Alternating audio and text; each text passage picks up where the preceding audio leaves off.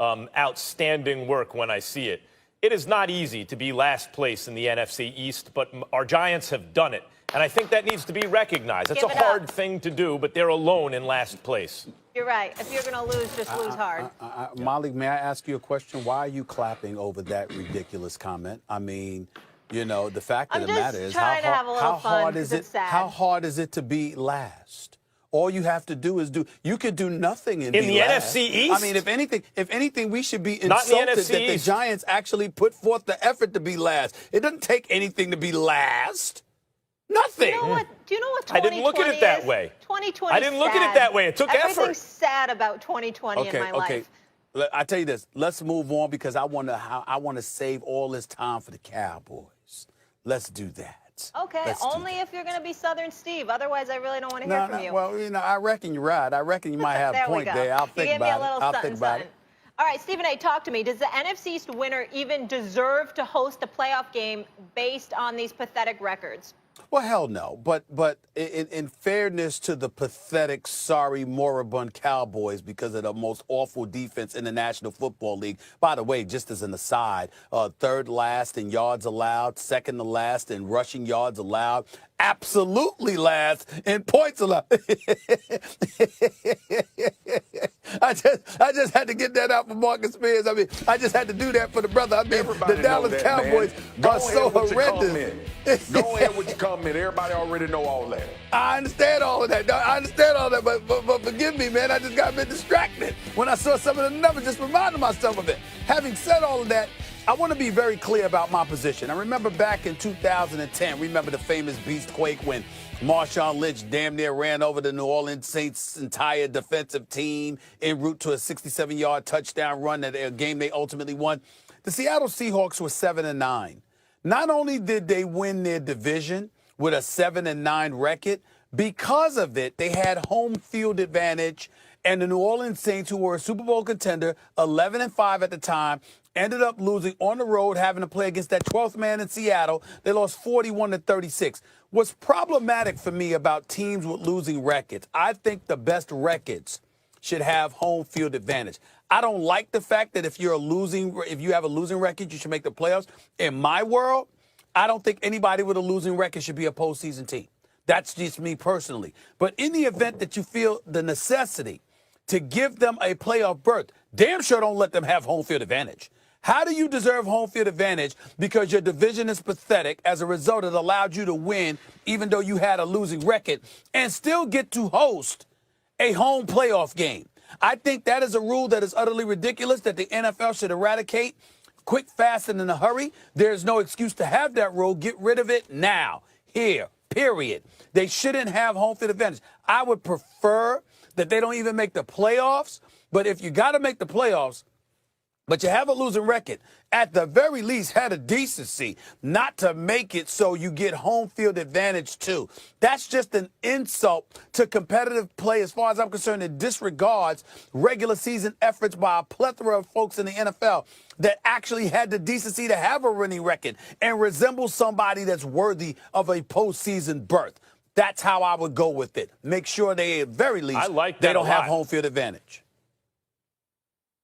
I like that a lot. In other words, you don't do realignment or anything like that. You don't just go by the best records. But if you don't have a winning record, if you're below 500 at least, you shouldn't have home field even if you win the division.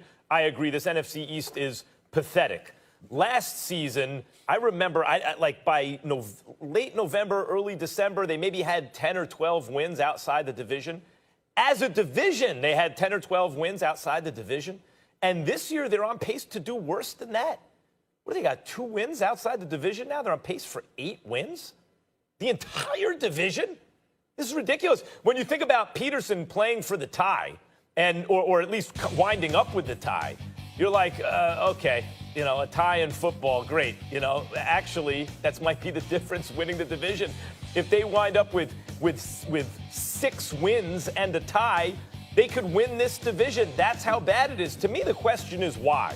Right? Like, you can break it down. Dan Snyder has been a disaster. Jerry Jones can't check his ego. The Giants, I think, are reflexively conservative and therefore not forward enough looking. And they have a bad GM who's failed miserably in his time there. And the Eagles, who've won a Super Bowl recently, have invested way too much money in an underperforming quarterback and have been ravaged by injury.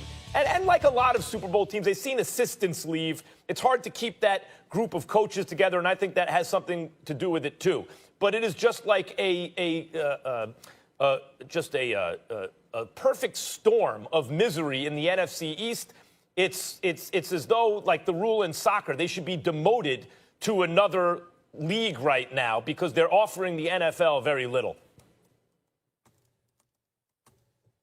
Yeah, it's embarrassing. And I'm with Stephen A. No way in hell any of them should host a playoff game. I don't think we see in the future any of them reeling off wins. Obviously, Dallas has a pretty favorable schedule coming up as far as other teams that are bad, but they are as bad as those other teams that they're about to play, except on offense. Listen, this is embarrassing.